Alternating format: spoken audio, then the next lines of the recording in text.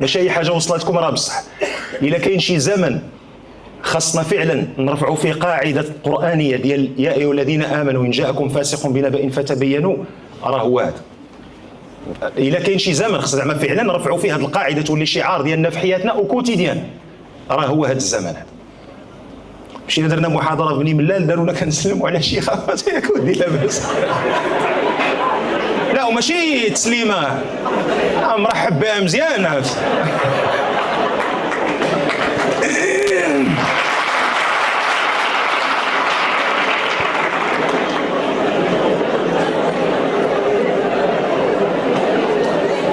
واش غادي دير الساعه ولا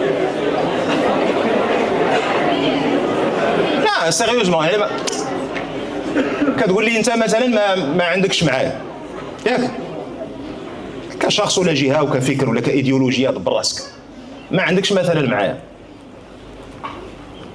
ما تكذبش عليا،